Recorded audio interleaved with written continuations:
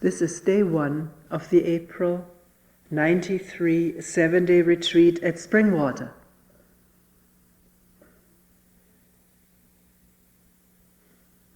There are quite a number of new people here, and we welcome the people who come here for the first time.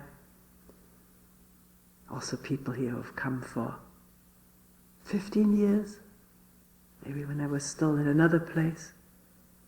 People who come occasionally, maybe for the second time. And myself, who's been at all the retreats. There are some things that are very important to say right from the start of a retreat. And they have to do with authority, with assigning or assuming authority, with image making of each other, with listening to a talk such as this, also with sitting comfortably while attending a talk. Maybe I will start with that one first.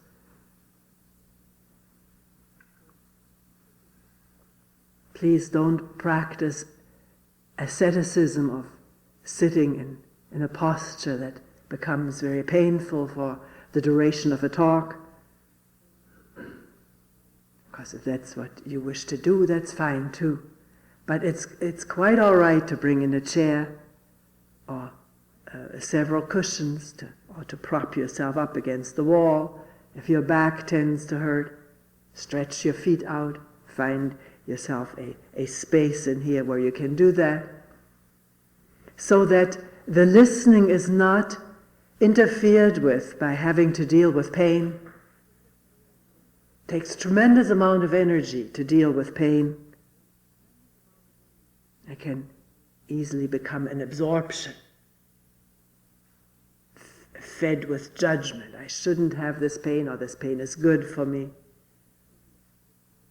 I'd like to be rid of it, all of this complex weaving of thoughts and feelings and sensations involved in pain. One may have heard or learned to believe that pain is good for one in meditation or sitting. I have no such ideas. The fewer ideas we have as we go and sit and look and listen, the better. The less energy is held and blocked in feeding and maintaining ideas and distorting the perception. Because every idea we hold on to distorts or denies our perceptions.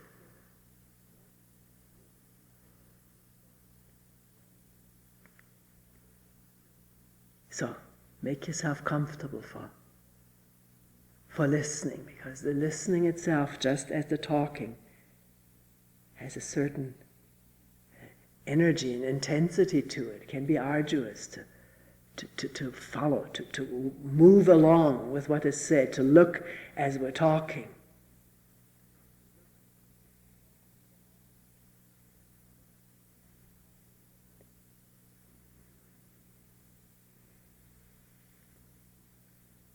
Do have plenty of chairs, and if there's another one that you would like to bring in, not these metal chair, tubular chairs, then do it. Put it on your mat.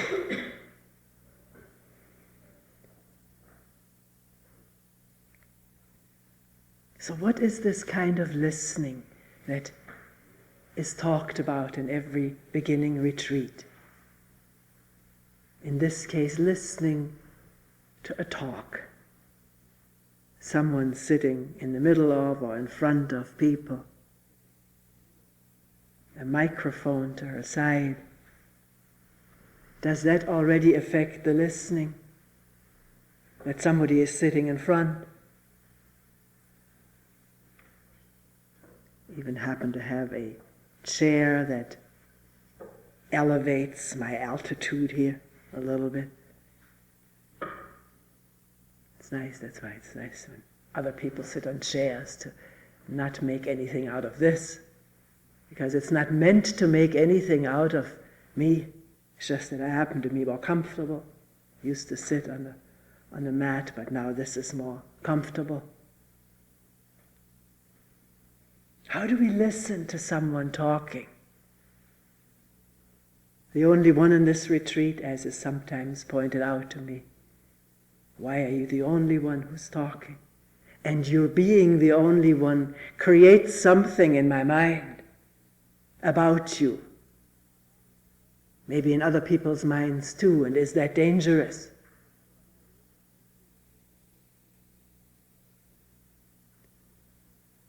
How do we listen to whatever is said? Do we listen through the image of Toni that has built up recently over a long period of time? Or built up through association of the situation?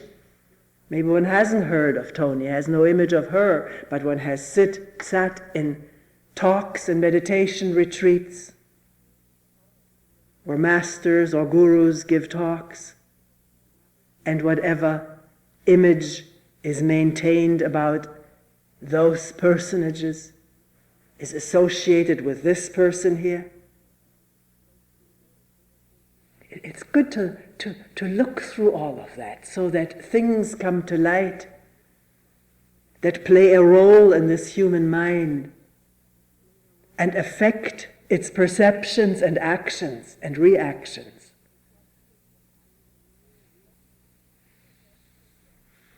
And right from the start, please don't hear me as saying, don't have images. Get rid of them, you shouldn't have them, it's bad. We're saying, can they come to light, be seen, be noticed, be perceived, and then see what happens. An image seen and questioned, wondered about, does not have the same blind driving power as one that goes unnoticed. The image of the teacher, of the authority, of the master, of the spiritual guide. All powerful images with powerful effects on the body, mind, and on our relationship with each other, which take away from listening to what we're saying and looking at and questioning and wondering about.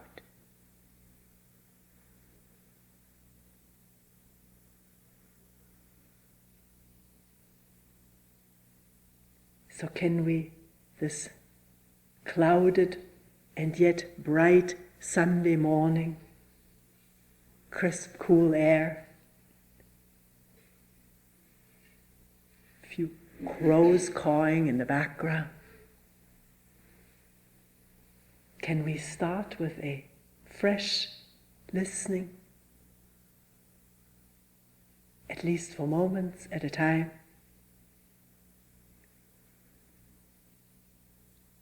A listening that arises out of this moment of being here together, of listening together.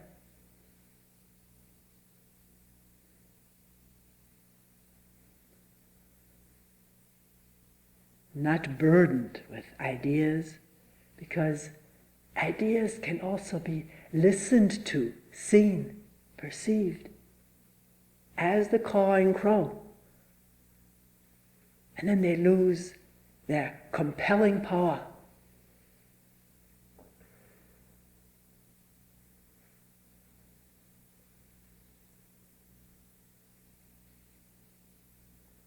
Can we listen without making Toni, who happens to be speaking here in this retreat center, without making anything out of her other than what she is, which we don't really know?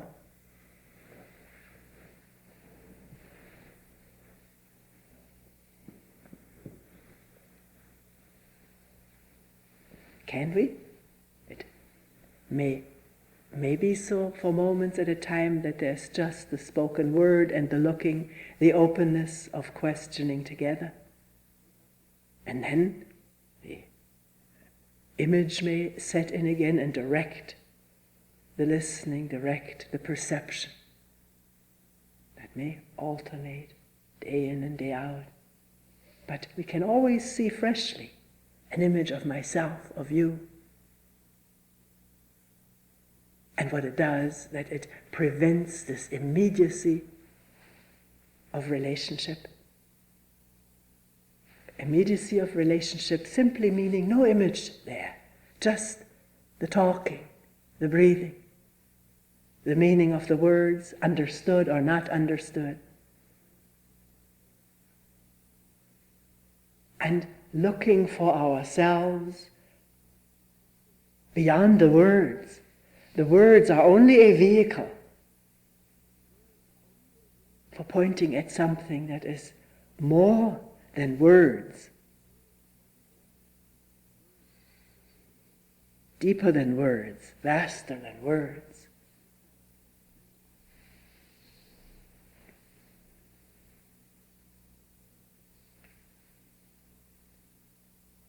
So in listening this morning to the first talk, is there something we want to hear? Is there expectation?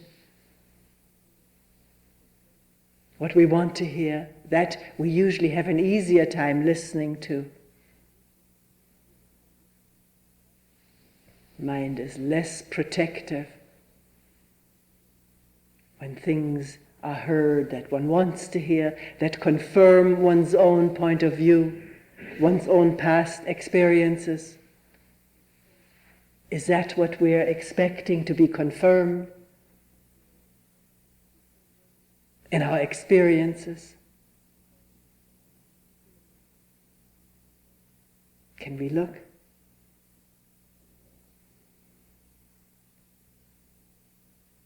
And can the mind stay open when we hear things that are painful or threatening to ourselves? Whatever that is, ourselves.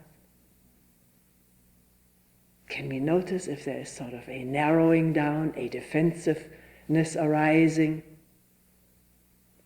Sometimes it's just that one doesn't listen anymore. The mind wanders off, that happens anyways. Less when one hears something that one likes to hear. Much more so when something is talked about that one is afraid of hearing or threatened by.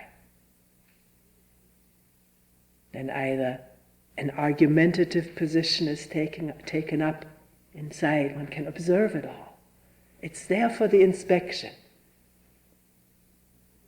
Or the mind drifts off into fantasy or reverie. To wake up again, the talk has gone on. One finds it. Can one find that one has drifted off without judgment? Or the judgment that is just ready to come, almost. It seems as though there was no time interval between perception and judgment. This is good, this is bad. Right and wrong. Like and don't like. It seems wedded together, but it isn't. But we perceive it as it is. If it comes right close with it, can there be a spark of awareness of judgment, putting oneself down, putting others down, or elevating oneself and elevating others? Can all of those subtle movements of the mind come into awareness without being judged again?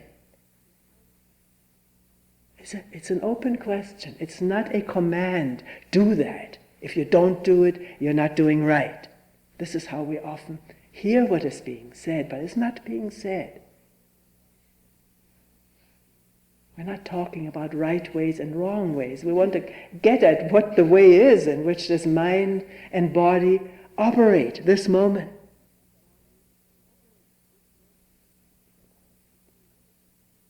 And in that, it's been found to be helpful if someone points to what is going on or may be going on.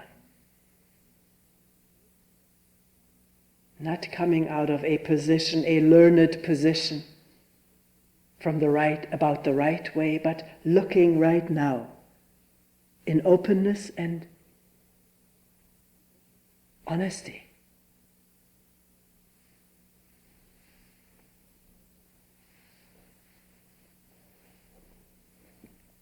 If whatever is being said you can't agree with, you see it differently, you feel that I don't see it accurately, please bring it to a meeting. There's no commandment here that whatever is being said be adopted or accepted, swallowed, followed. No, there's no such demand here. Okay. Let's keep an open dialogue. If you say something in a meeting that you feel you can't agree with, that I said, I may not remember what I said, we don't have the tape right there to play it back, but we can look freshly.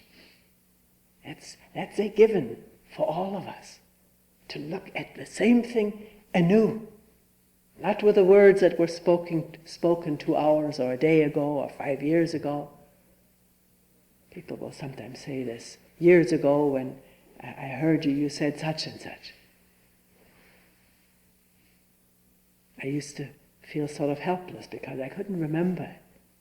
But today I say, okay, whatever I said, I don't remember. It may be like this or not. Let's look at it now. On a fresh day, a new morning or afternoon or evening. You and me and whoever else is there. Renewed. We're not the same as we were from one moment, from one day, from 1 year, or 1 decade to the next. We have changed. Physically, we have changed completely, so we're told, in 7 years, or less. But the point I was making is, please do not be shy to bring up what you feel may be taken as criticism. I don't take it that way. And if I do, it's something for me to look at. The energy is good when there's challenge, and I need to look again, because it's with the way the mind is conditioned and has evolved, it becomes mechanical so quickly. It's amazing. One says something a few times over and then it can come out without much awareness. One can say things and not really be attentive. The tapes are playing. The tapes are playing for saying things and for listening to things. And then there is not the freshness of looking, what do we really mean by what we're saying so facilely. I was amazed recently in working on the computer with some new commands there from the menu to format something. It was complicated. I had to do first this and then this, and my husband Kyle was sitting next to me and he was just telling me, push F10, I'll push this, push that. And I was doing that, and after a while I said, you don't have to tell me anymore, these fingers know it.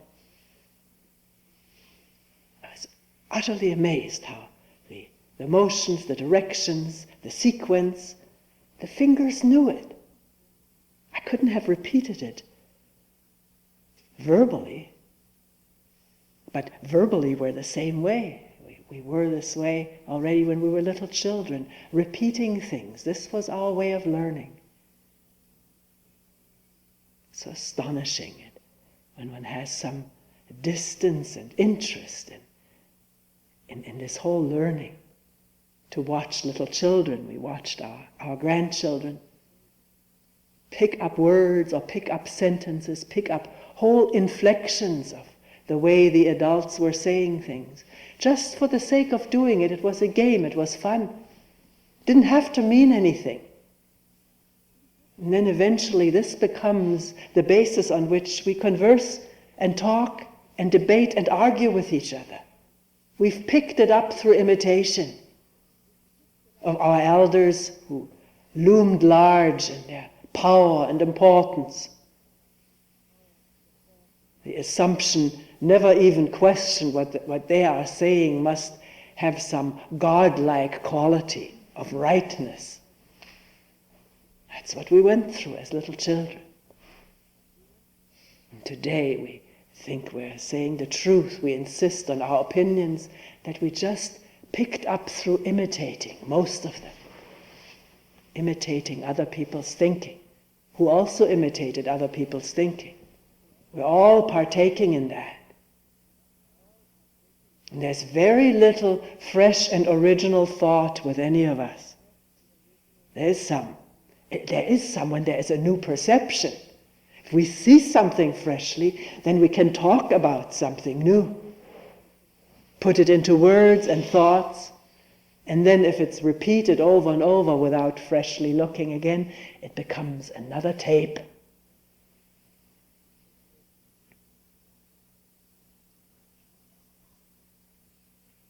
So, in meeting together, when we do, alone or in groups, and someone says something, are we free to say, what do you mean by that? Not as an attack or a criticism, but wanting to find out. And it's a tremendous exercise for all of us to take what we've just said and hear somebody say, what do you mean by that? Because either we start insisting on it, or we take some time out to look what we really mean. And we may find we didn't mean very much except the words, which have become so habitual. Or else we were really trying to get at something, to express something. And then let's give each other time to look, to find maybe a different word to express it, if this word was not understood. Because we want to understand each other, don't we? Do we? Don't just want to take over each other's repertoire.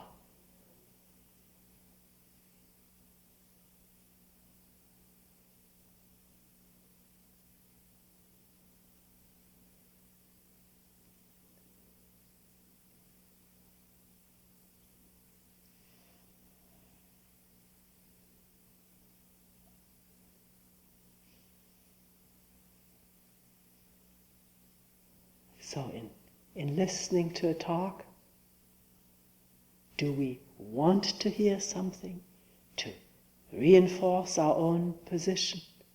Do we have images of the speaker? Are we afraid of hearing something?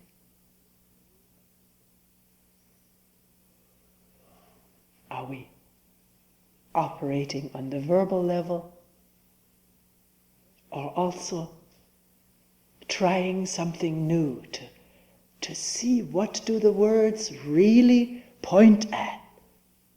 What are they really referring to? What are they trying to express? Can I be there with attention? If we were operating like that, then you could be coming from this tradition, someone else can come from that tradition, another tradition, and no tradition, and we can maybe all communicate if we're really coming out of looking. Because what we're trying to express may be the same for all of us, but the way it is expressed may be different for different traditions. And then we could meet on that level of directness, of immediacy, and not worry so much about the words. But usually it's the other way around. We can't get together because we're already fighting at the verbal level or protecting. thinking in terms of right and wrong.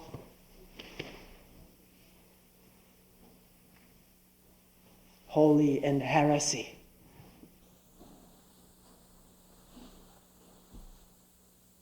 But I think in coming to retreat, one may wish to first of all become aware of all the encasements in word and image, and then see if we can touch something beyond that. Not have to continue living encapsulated, each in their own ideas. Some of them shared, some of them private. But for that there has to be light, attention, without judgment or fear. Fear of finding that we're not the way we thought we were, but becoming aware of the images that we thought we are. We identified with our images of ourselves. We think that's what I am, without prejudice, intelligent or stupid, kindly, altruistic. We have all of these ideas, all very negative ideas about ourselves. Being a loser, or being no good, not as good as others. And by and large, we defend both kinds of imagery, whether it's positive or negative, because this is what we assume is our existence. We confuse the ideas and images we have about ourselves for my existence, what I am, me, the real me, is all of that remembered and thought and projected stuff. And this is what we're questioning here, which has to be not just questioned intellectually, but one has to come upon image by image and question, is that what I am? And also be open to what thoughts just went through the mind, maybe a greedy thought, or a jealous thought, or an angry, mean thought. Meeting up with the image, I'm not angry, I'm not greedy, I'm very generous and kindly. And then what wins out? The perception of the thought, which was just that, or the hanging on to the image and not looking further. The amazing capacity of the brain is that it can move on several tracks at the same time. It can think angry or greedy thoughts and also maintain the image of being not angry and not greedy. It's a fragmented process, our thinking and remembering and projecting. And the one track doesn't know what the other track is doing.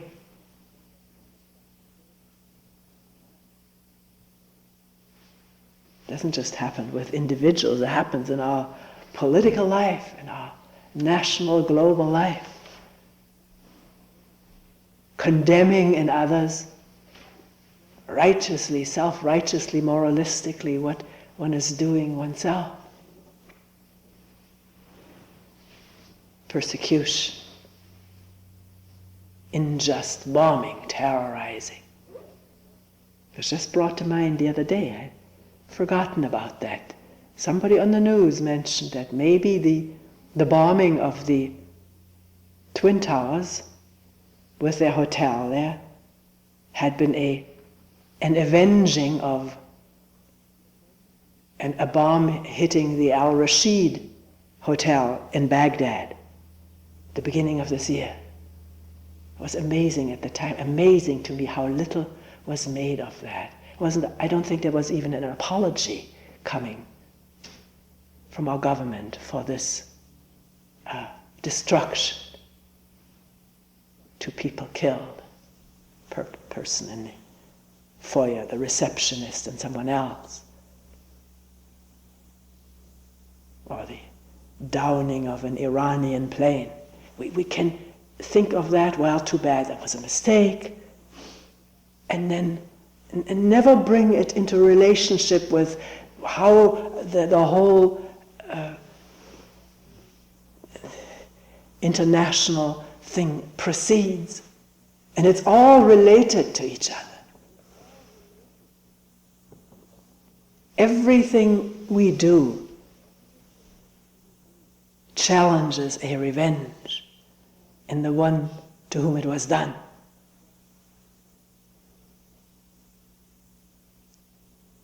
That's how we're programmed. The Bible states it very clearly, the Old Testament, an eye for an eye and a tooth for a tooth. It's a holy book.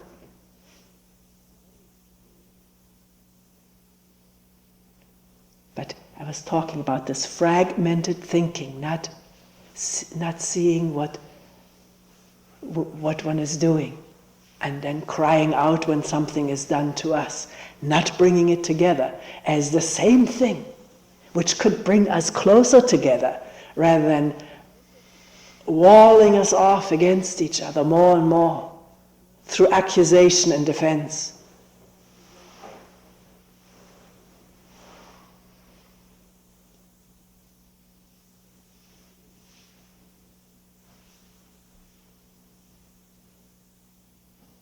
So, is it possible in this human brain here, which is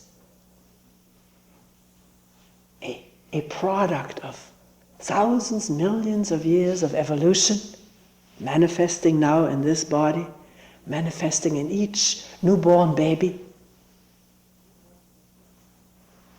already conditioned, but very opening to a massive further conditioning, to imitate, to defend, to attack, to protect, to image who one is and who the others are, good and bad, right and wrong. Is it possible for an awakening to take place in this human mind-body? To see all the fragmentation and not fall prey to it, to see it wholly, holistically. This holistic seeing has no point of view, has no axe to grind, no position to take. It just sheds light. This is so, this is going on. Not just in my brain, poor me or bad me or good me, but in the human brain, which we all manifest, whether it's here or in the Middle East or in the Far East, or in Ireland, or in our inner city streets, or in the suburbs, or in this room.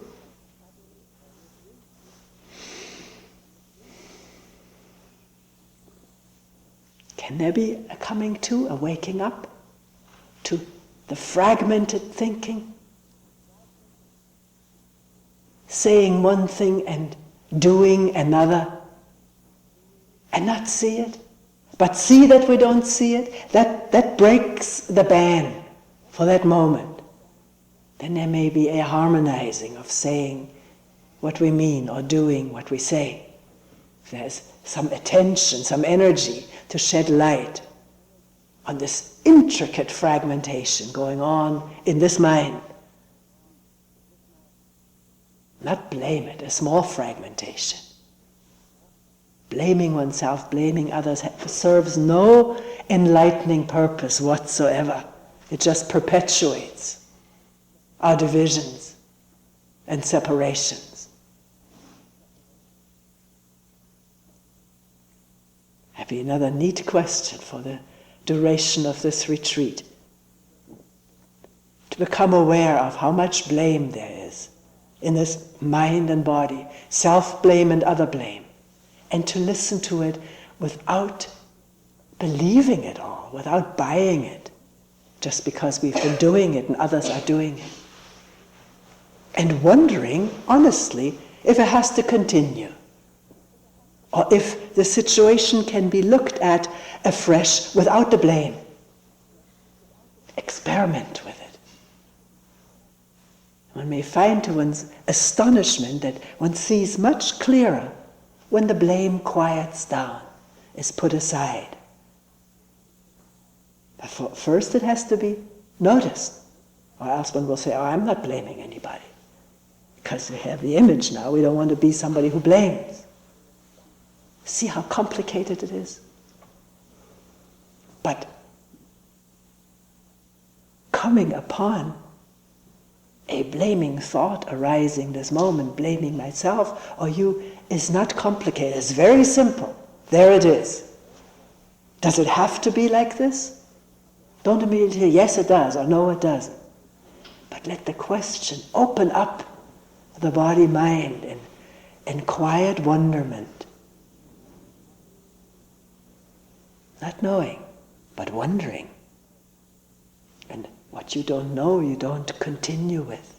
You hold it in abeyance for the time being. And look and listen freshly.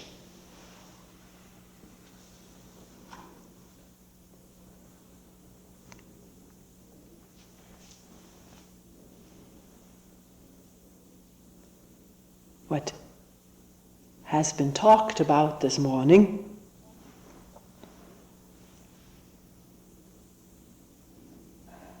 does it have to do with authority, with having to believe what is being said, having to follow it?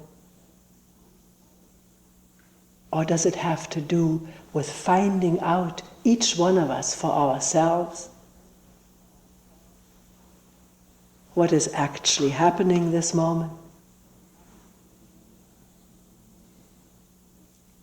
Somebody who is talking may point something out, but I don't know whether it is true or not. I have to see for myself. I need not believe any teacher, anyone claiming authority or expertise, because there are fields in science, technology, where we have to believe expertise. But in this matter of finding out what we are, what is the truth of this moment, it's good to hear somebody point something out. It may resonate, or one may see the same thing at the same time, or one may not. But one does not have to accept anything, but question for oneself. Find out for oneself.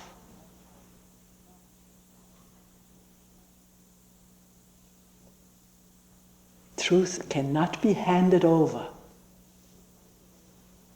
It has to be discovered directly.